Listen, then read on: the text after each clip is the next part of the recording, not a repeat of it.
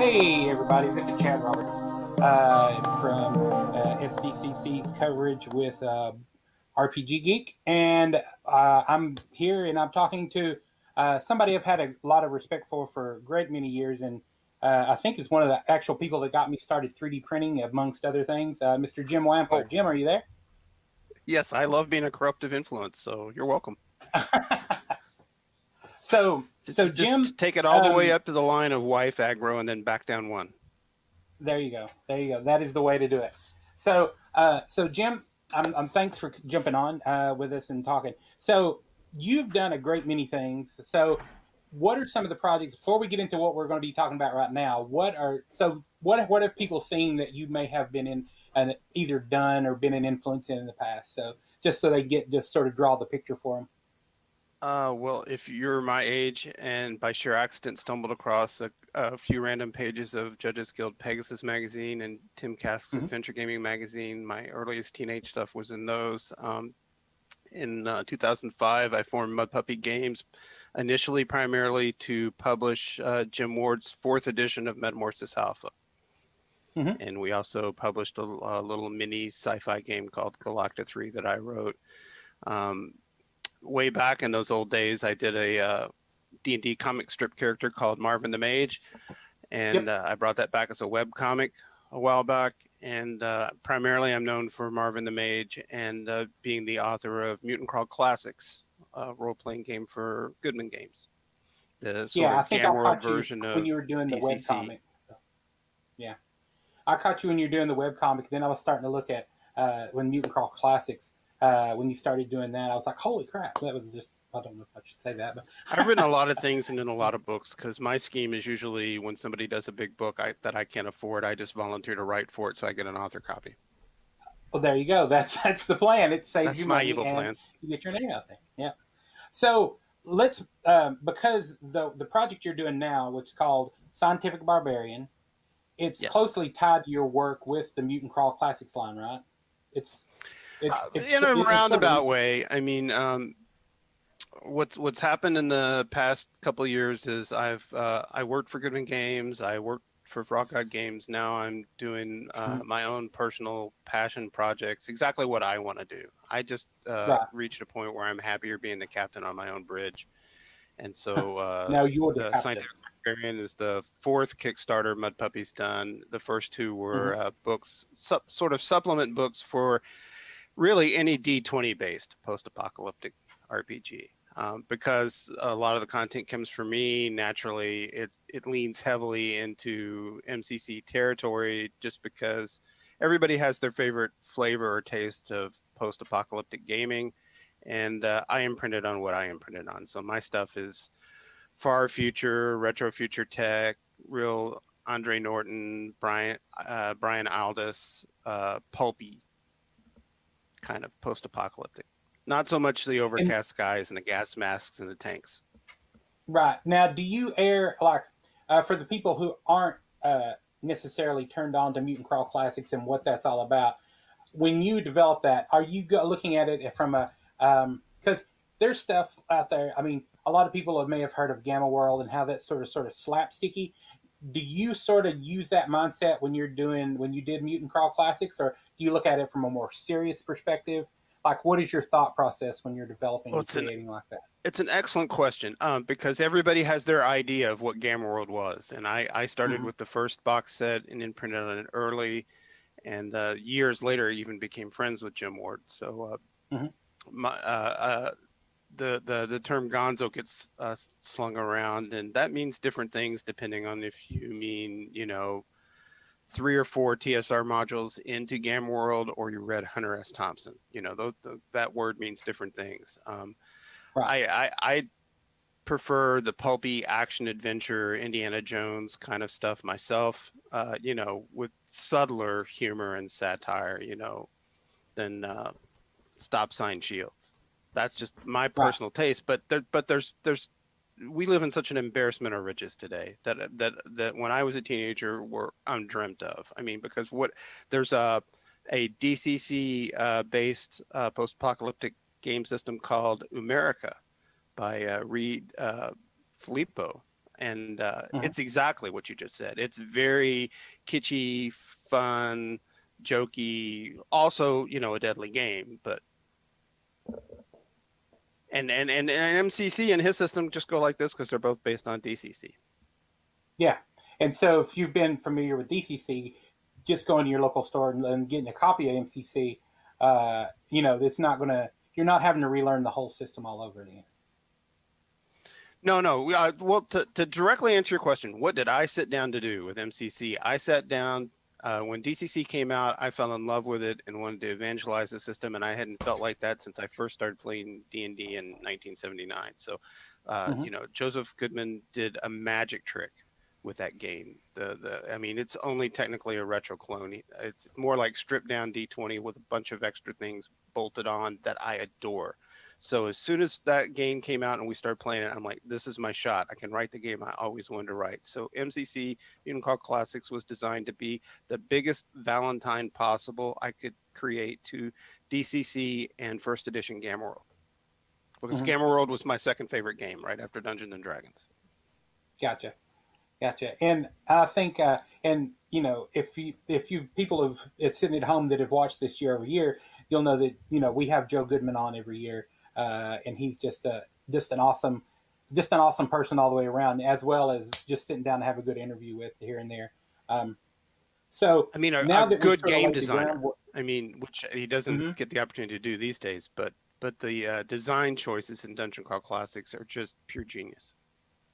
And he introduced me to Appendix N, so that's it's Well, I'm always glad you it's brought always that good. up because that's where Joe and I are aligned like this. Because what I attempt to do to the limits of my own ability is the uh, the stuff I'm doing now in Mutant Crawl Classics. We're very much based on that era of pulp fiction literature. That's why I Mm-hmm. brought up Andre Norton and Brian Aldiss and Yeah, even Burroughs and Howard and Lovecraft, all of those guys.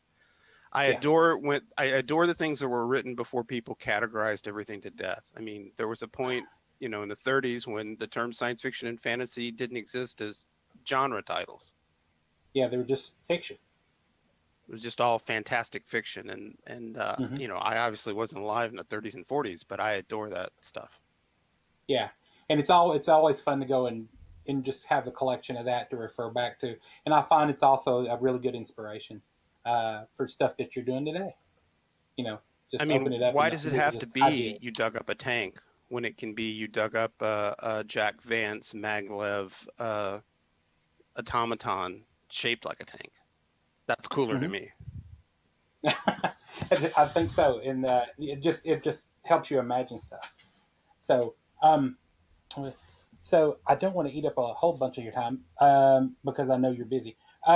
So let's talk a little bit about the project that you're doing. So it's right now it's on Kickstarter. It's funded. It's Yeah, called yeah, yeah. Let's talk Scientific about Barb. Scientific Barbarian because that is Yeah, me just following the muses and my personal passions. I decided to do a post-apocalyptic gaming fanzine. I mean, okay, this is something I really want to do. Let's send it up the flagpole, get some good people in. And the Kickstarter, which is running now, and I should mention, only has 2 or 3 days left. So if you're listening to right. this and into this, you should jump in immediately because it's almost gone. It's on the verge of triple funding. So it is the reaction to it has been so great that we've already had to figure out, okay, this has to be a quarterly and we're going to do 4 more issues. We just announced that the other day. And I was looking through the notes when it was on, and you've actually brought Jim Ward on to do some writing with you on some articles in that, right? Yes, Jim was extremely kind. This is what I love about our industry. All I did was Luke Gygax asked me to be a player in a Jim Ward game for Founders and Legends last weekend, and I got Tim Cass to join us, and we're there playing with Ernie, Luke's brother, and a couple other cool dudes. And in the warm up for that, Jim wanted to know what each of us were doing, and I mean, Jim and I've had a relationship both as friends, gamers, and business and long standing, but I just had never thought to ask him if he'd be interested in writing something for me, and he volunteered. Yeah, and that's just um, which is just amazing, I think. And so To which you've I already react planned with, to I think do, I can make that happen, Jim. and so you've planned to make this a quarterly thing because when I looked at the article, I mean, it looks like, I think, and I'm not blowing smoke up at you or anything, but usually when you look at especially an RPG fanzine, you get the mindset of something very crude, very something, a fanzine, something just very raw. But you look at this and it's got, you've got some sample pages laid out there. You've got appropriate. It looks great on the layout. I looked at some of the art, and you're doing a comic in this as well, right? I have one little single panel, but there's a whole section of comics, just like the old Dragon magazines, and a Mm-hmm. regular ongoing comic will be by a creator named Travis Hansen. I don't know if you're familiar with his web comic. See, why does my brain do this? Life of the Party. There you go. And And he was a and get, and that's Chuck Whalen is a cartoonist that has been in some of the Goodman Games hardbacks and the DCC rulebook. I got him. Yeah, it looks really fantastic, and I'm looking at the price point now. It's like you get out on what the PDF is $10, but you could get the print for 15, which includes the PDF with it. So it's just like, oh, why wouldn't you do that? So, but you know, that's just fantastic. How many pages are you clocking in on the first issue right now? I endeavor so hard to be a professional in all aspects of this industry, but I have Uh-huh. mild dyslexia, and I had my calculation set for it was going to be 48 pages, and it's already blowing past 60. And it's just, okay, well, backers, for the same dollars you already pledged, you're going to get 60 pages. It might be 72. It's the first book is filling up. I mean, Now, have you got your vision statement of where this is going to be only going to be supporting sort of like the post-apocalyptic genre, or have you sort of got a vision that, hey, if it as we grow this out, we could support different sort of genres? So, what are your mind thoughts about that? that is such an astute question. The mission statement will be on the first page of the fanzine, and the mission statement is to do two things: supply great post-apocalyptic RPG content, and the second part of the mission statement is to invite our fantasy friends in to use this content in their games. Because that's the way Gary Gygax did it. That's the way Jim Ward did it. That's the way I love Mm-hmm. to play. And it's buried in a bunch of Dungeons and Dragons anyway. Like Mm-hmm. in the artifacts, you find the giant lobster. Well, it turns out it's a robot submarine. You know what I'm saying? And yep. You wouldn't want to do it constantly, but a little bit of this will spice up your fantasy campaign. And it doesn't have to be a very literal genre mash where the party goes through a portal and suddenly they're in 30,000 years from now Yeah, in the you're future. not doing like a literal polyhedron or dungeon magazine or anything like that. You're just open to just throwing spice into whatever thing you may be doing. Well, because it's Just all based on the genre literature and the pulp fiction, that pulp fiction was there. So it's legit Mhm. callbacks. Conan fought the giant elephant guy who turned out to be an alien, a kidnapped alien. Lovecraft's elder gods are all these cosmic beings that are almost science Mhm. fiction-y. It's all through the literature. Bring it to Yeah, your I could game see this table. actually. And plus put your players who think they know everything about D&D on their toes. So Yeah, that's the mission statement.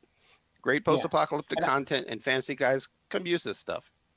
It's yeah, fun. like I could see this being just awesome for like Savage Worlds players and stuff like this. I could see it for Apocalypse World. Anything you have that this could spice up. So many different systems that you could hit up for this. So then the future plans on this. So you obviously you're funded. The first issue is going out. So as extra issues, say you do this quarterly, like you were saying before. Will this be another Kickstarter? Will you do a Kickstarter in that? Are you going to do a Kickstarter every quarter to foster issues, or will you go for more like, hey, if we can go like a subscription route, or You're what are your asking the thoughts best on that? questions because my job is to figure out what those questions are going to be and have answers for them in advance. So I have been thinking about all that stuff. The Perfect. most recent update on the Kickstarter just let the backers of this Kickstarter know that based on this reaction and the amount of support I've gotten, we're definitely going to do this quarterly. So that's a commitment to total 5 issues. The very next Kickstarter will include a pledge for a 4-issue subscription. Oh, great. Okay, And perfect. you So they know, could get in for one. What everything you has to also math out, and there's a lot of more work I have to do with the great spreadsheet AI. hmm But if the reaction to that one matches this one and the subscriptions roll in, we're golden. If it doesn't, then we just do more Kickstarters and get the next 4 issues out anyway. and then um, after the Kickstarter closes here or in the future with the next one, if somebody gets on the boat a little late, like, are you going to have this for like print on demand, like the drive through or something like that, or have you put any thought You onto know, that? I'm a mature gamer who came of age in the 70s, so I'm not a spring hmm chicken, and I have a knee-jerk reaction to think, of my era. So I want to hmm say no, we're only going to print. I mean, I always do a print overrun and sell those on the website, and after those are Gotcha. gone, no more issue one. I don't think that's realistic in this digital age. I mean, how do you do that with PDFs? They stay on Drive Through Yeah. How do RPG you run out of forever. PDFs? So, with an open mind to learning better ways, my process is I do my print overrun, like the backers of the prior to book Kickstarters. These things, okay. Right. This is what I did. Backers got these. There was a print overrun that I sold in the store until I ran out, and I reprinted them, but they all say second printing. So there is still some Right. collectability in being a backer and getting the first batch. So with Collectability, you holding like the someday after I'm dead and people want to actually pay big money for this stuff. yeah, then we'll pull it out and have a big auction, the Jim Wampler auction.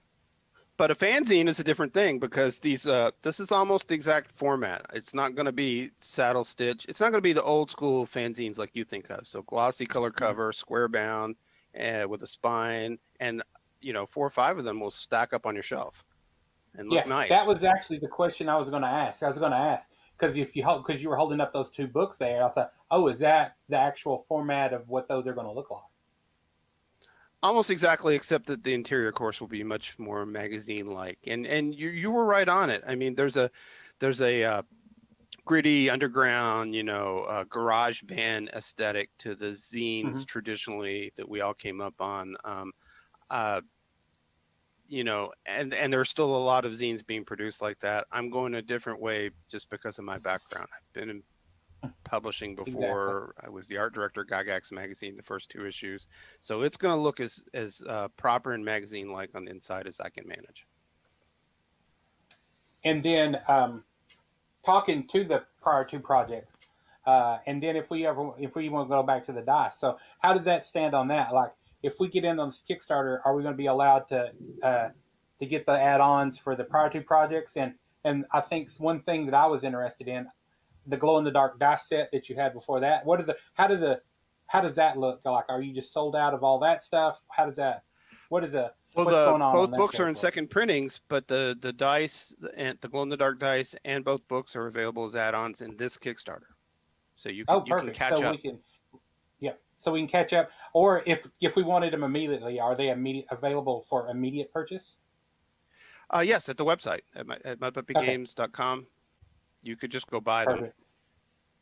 Okay, cool. So that's great. And So PDFs for let's the print materials obviously are on Drive Through RPG. and then after this project, are you still going to be are you going to be devoting like a lot of your time towards just doing the scientific barbarian stuff? Are you going to be still writing more stuff for MCC itself, or what are your future projects working on after this closes out? I have to be careful because I don't know how much I want to announce. There's a How about you plan just and announce there's stuff in everything the here? works. How about announcing everything here? That'd be fantastic. Well, I'll give you as much as I can. I Okay, have a role playing game in midstream right now. Mega Heroes, a superhero game that is now this is exclusive to you. Has now been put on the shelf in favor of another game design, and the reason is I decided to do the Mega Heroes game with a proprietary non D20 game engine, and the game engine works great, but I have struggled with all the same obstacles everybody who writes a superhero game uh, runs into. And to hmm crack them, and they're not caused by the game engine. So to crack those, I've got to devote my full attention and time. And in the middle of paying rent in a pandemic and everything else that's going on. I can't do that. So I'm taking that game engine and maybe writing something else with it. Okay, cool. And uh, as And more when that and more project books like develops, these too, because I love supporting the post-apocalyptic thing. This is yeah, supporting MCC, even though it's not MCC, as well as yeah, and all that stuff will be on anything else that's Mudpuppy. Is D20 that where you based. post all your updates to? I'm sorry. I said Mudpuppy is where you're going to find all the updates on when what projects are coming up, and like what's the best way for people to find out what upcoming projects, what stuff to prepare for as you're developing them. Uh, I can only apologize for the Mudpuppy Games website because it's like the cobbler's kids not having shoes. It's the I do web development on the side, and it's the last one I Yeah, ever get to. So it's not the most updated creature, although the store, is obviously there for anything you want to buy, yeah, including old Marvin the Mage comics, if that's what you right. like. And do you do any social A good media way is stuff? to listen to the Save for Half podcast, because with Mike and Liz Stewart and Corbett Kirkley, we're all the four hosts, and we always talk about what we're doing and what we got up. Or Okay, come check me out on and Facebook. check you out on Facebook. Do you just check you yourself out, or do you have like Well, a me Mudpuppy? personally, and there's a Mutant Crawl Classics group you can join. Gotcha. And That's all on actually, Facebook. that's the best idea of all, because then it won't just be what I'm up to; it'll be what the larger community that's supporting Mutant Crawl Classics is up to. Because Right. there's a metric crap ton of great people doing stuff. Mutant Mayhem Yeah. Minis makes an MCC Minis line, for example, and Hmm. adventures. And does Goodman post their updates there as well? Well, people that are doing third-party stuff for MCC post there. Okay. But you can go to the Goodman Games website and very easily just navigate through to MCC and see all the indie stuff. Okay, great. And so it looks like we've got a couple of minutes left here. So, so Jim, as we're closing out, is there we talked about how to get in touch with you, talked about that. Any other final things you want to wrap up? And, if there's anything you want to talk about that may not be related to the direct Kickstarter you want people to check out, or things for people to look out, if you got any other things like that you want to point out before we go? I can speak highly of my peers, writers that are involved in that are writing in Scientific Barbarian besides the great and powerful James M. Ward, are Skeeter Green, formerly of Frog God Games, has his own company, does Kickstarters now as Skeeter Green Productions. Levi Combs, who's my brother from another mother at Planet X Games, has contributed to this, but is doing lots of fantastic stuff of his own. I mean, the pulpiest, grindhouseiest fantasy and science fiction adventures. Oh, that's awesome. And Mike and Liz Stewart, my two podcast co-hosts, contributed to this. And of course, Mike mainly wrote it, but they both contributed to the victorious role-playing game, Steampunk Superheroes, for Troll Lord Games. And my best friend on the planet, besides Tim and my brother, is Tom Tullis, who's in the middle of a humongous 3D printing Kickstarter. I'm sure you've already been all over. Oh, yeah, I know Tom. Yeah. I've done some sample prints for him. So, all right. And so have all these people signed on to help you with issue 2? I haven't gotten that far yet, but I'm sitting on plenty of volunteers amongst them. And the if best thing, somebody out there is attracting, interested in writing, can they people contact you about from outside possibly my writing circle. or adding material? I'm sorry, I talked over you. I apologize. Oh, no, I was saying that if somebody out there is interested in submitting something for the magazine, or, something like that, would it be best to contact you directly, like via email? Yeah, I'm fine with that. Please do. One of the things I do with every Kickstarter project is try specifically and go out and recruit fresh new talent, people who haven't been published. I have little Rolodexes in my head where I track people that I see their stuff on social media, and once a project, I will bring a couple of them in, because, we're all getting older. The new stuff, it's going to have to come from somewhere. All righty. So looks like we're wrapping up here, Jim. I want to thank you on behalf of RPG Geek and everybody here in chat. I don't know if there's any questions there. Is there any? I don't know if Candace or Derek are monitoring chat. See if there's anything said in chat or. Thanks for having me, Chad. That's the Oh Philistine role no, player in the like program. I was looking Top for you all those last cool year. card games I was watching. I'd looked for you last year at Gen Con and you weren't there. I did talk to Joe and they got him there. So I'm just happy to finally get you on. I think the other, the white whale I've been hunting is trying to get Jolly on, Jolly Blackburn, and I don't know how we'll get that. So. Well, that's another good buddy of mine, and I won't do it for you, but he's super accessible. Just keep pestering him like you pestered me. I shall do it. All right. All right. So, Jim, thank you so much. And for everybody at home, thank you for tuning in. My name's Chad Roberts from RPG Geek, and you're here watching the BGG San Diego Comic Con footage.